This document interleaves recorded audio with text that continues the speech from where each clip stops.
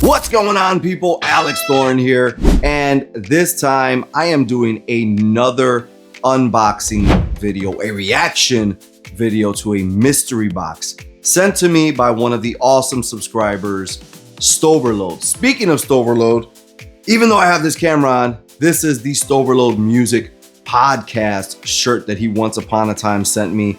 There's tons of great episodes of it out there, but I want to get into this because this is like the third or fourth awesome unboxing of media that we've done on this channel.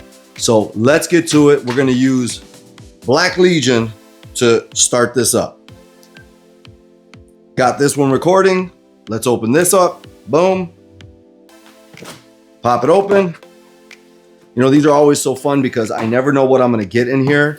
And it's always guaranteed to be awesome. Wow. All right. Already. This is so cool. All right.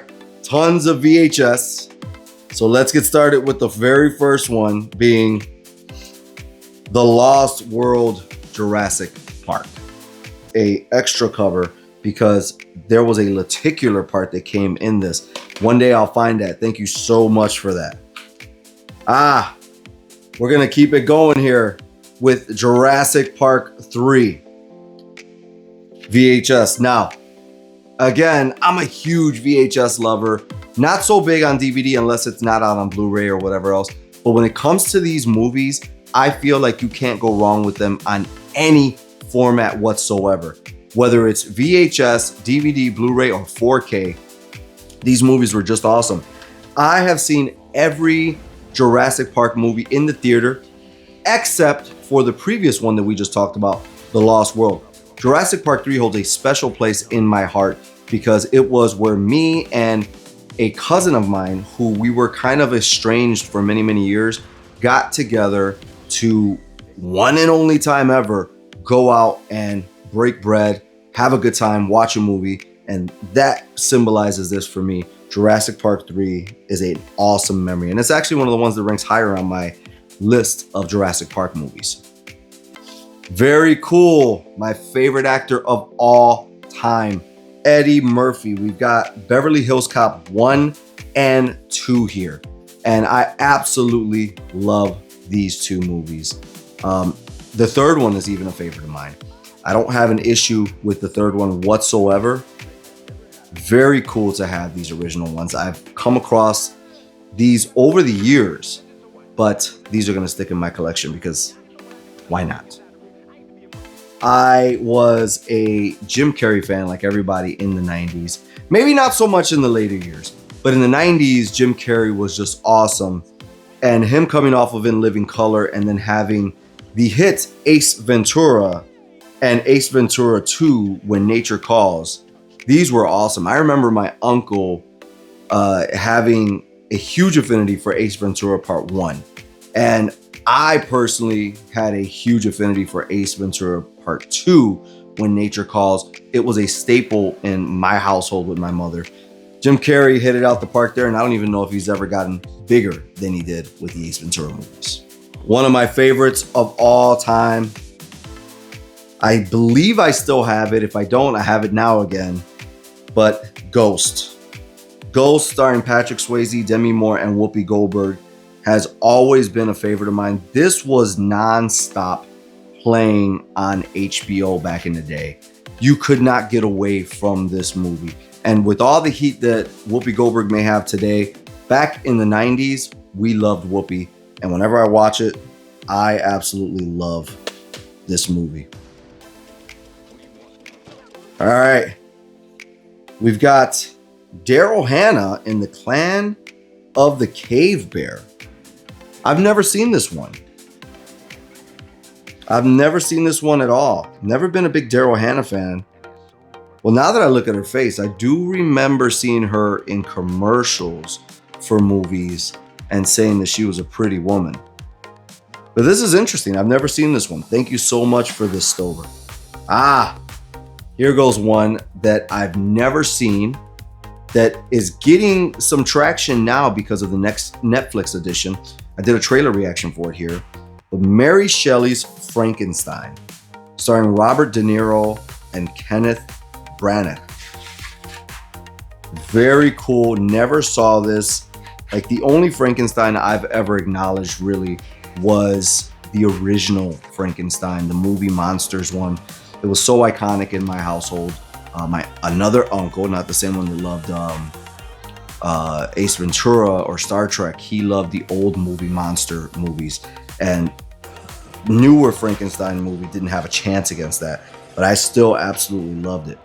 The man forever, even in today's day, with the amazing kicks. Jean-Claude Van Damme has always been the man, and Sudden Death has always been a favorite of mine from him. I've heard that he messed with the script a ton to get it more action-like, but I love Sudden Death. And then also Time Cop, which is one of those movies that I don't own, but it's also one that I haven't seen much, but gets a lot of talk. I think I've seen Time Cop once or twice in my life, back when it came out, and then maybe one more time after that, and I don't remember anything about it. There's this period of Van Damme in the 90s, I want to say 93 through 99-ish, that I just don't remember a lot of what he did. But I'm still very appreciative of the history and the action star that he is. Absolutely one of my favorite movies. Again, we're talking about Eddie Murphy, my favorite actor of all time. I own this on DVD, and I am so happy now to own this on VHS. Definitely something I'm going to keep around. Showtime with Robert De Niro.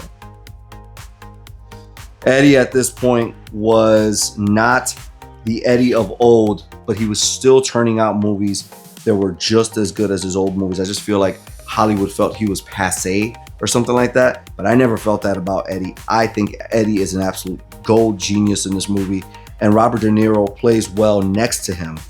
But it's not about Robert, it's about Eddie in that movie. I think he still steals the show. All right, we got a few left here. Wow, can't believe what I'm looking at here. But we got Waterworld starring Kevin Costner. Never been a Kevin Costner fan. He was huge for Academy Award nominations and winning them. This movie got so much traction back in the day.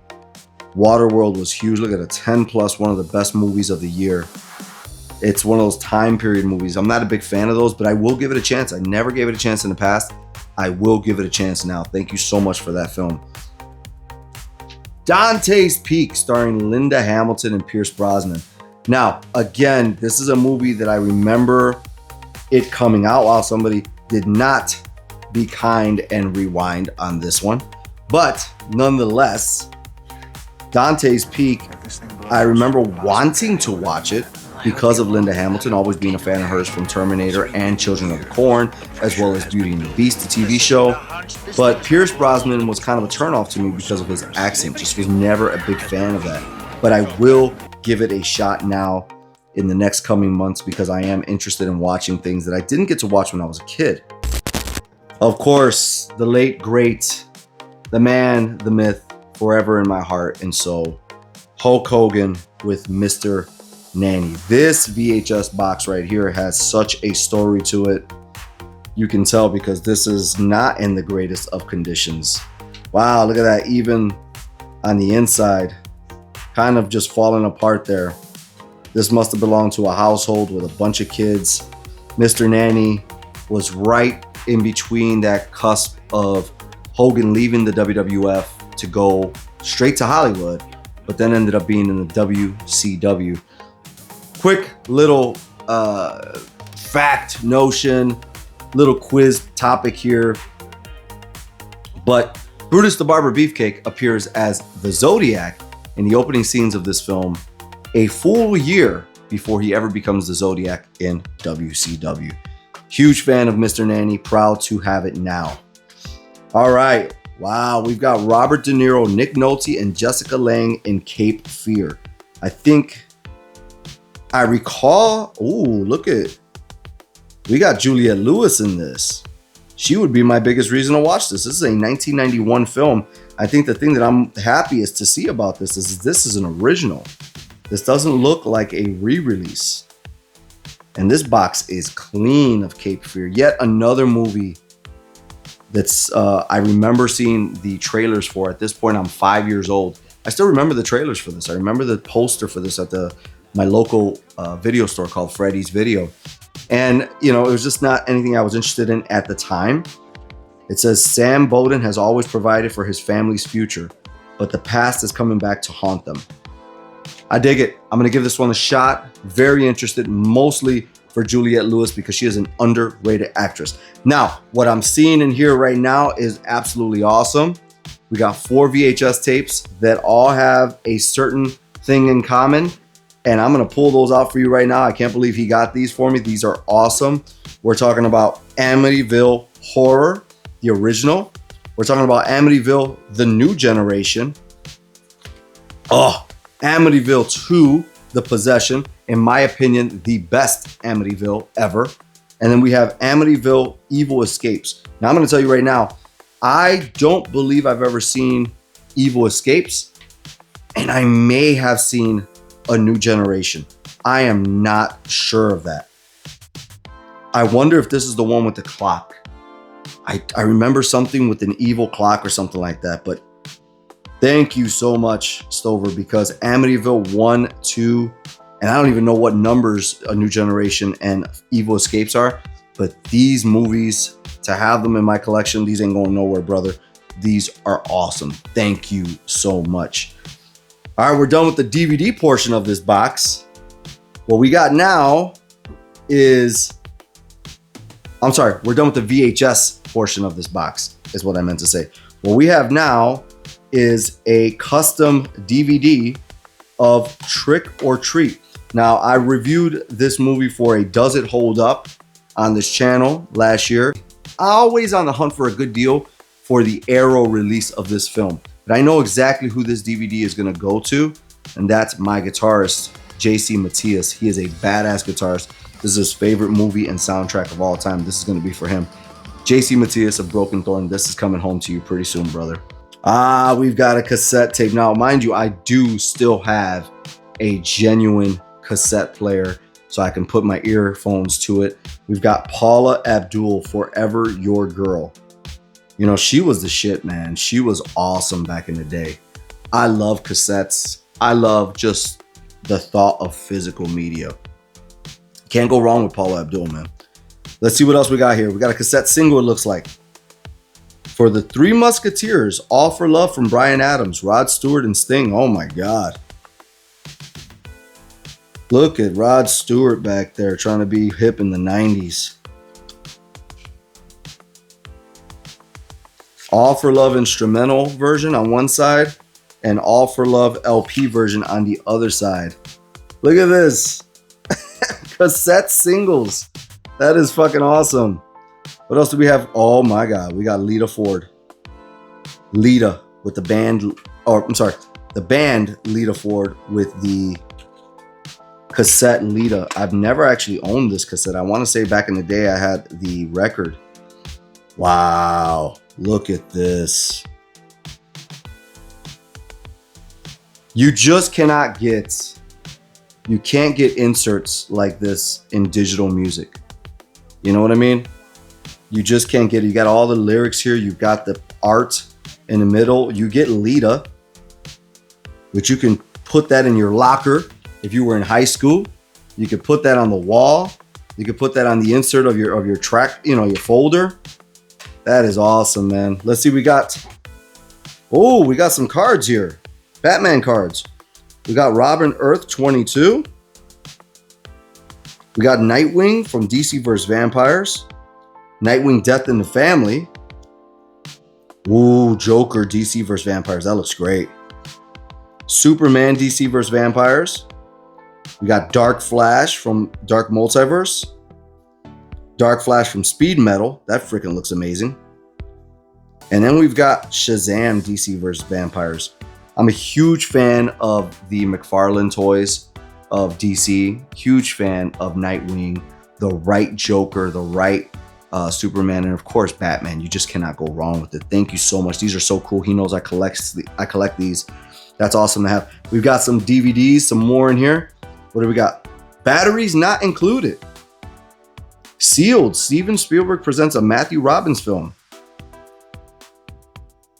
That's pretty cool. Batteries not included DVD. What else do we got here? We got some more goodies.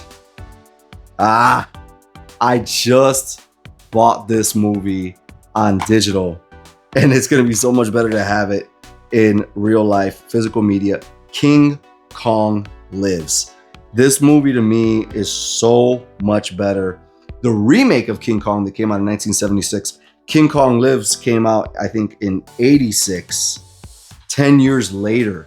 And to me, it's such a better film. It actually introduces Queen Kong in there. It's kind of a love story, as all King Kong movies are. Then we got Red Dawn, starring Patrick Swayze. Man, I used to have the VHS of this. How can you not be a Patrick Swayze fan? The man always put out something good. You got Charlie Sheen in there as well. Used to have the VHS, regret getting rid of it, but now I have it on physical media. And I see something else in here, okay? I see something else in here, and this means the world to me. This is not particularly a surprise. Stover actually messaged me when he was out and about grabbing these.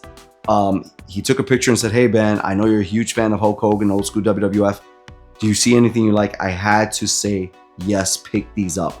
And that is the WWF magazine from March 1990. This is the month that I turned 4 years old. This is also a month before I saw my first pay-per-view being wrestled. Join forces. Look at Hulk Hogan.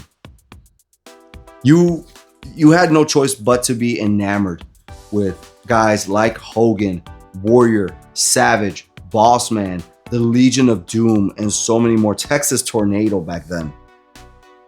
It was a good time to be a kid, man. Thank you so much for this. I'm actually going to read it. You know, that's the big thing. This other one that I'm about to pull out of here holds an even more special place in my heart, because this particular cover is something I only saw. I didn't see it in stores. I saw it afterwards and I always wanted it.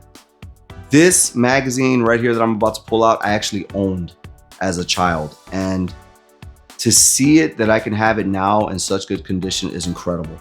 And we're talking about September 1991, WWF magazine. World Wrestling Federation's answers steroid body slams. Hulk Hogan and Warrior, superstar allegiance formed for the match made in hell. Macho Man, from headlocks to wedlock. SummerSlam exclusive preview. Sid Justice, WWF's last lawgiver, and Hitman prepare to make a pitch for perfection. I can't say for sure, but this might have been my very first magazine that my mother bought me of the WWF. It certainly is the one that I remember having the earliest. And this cover just,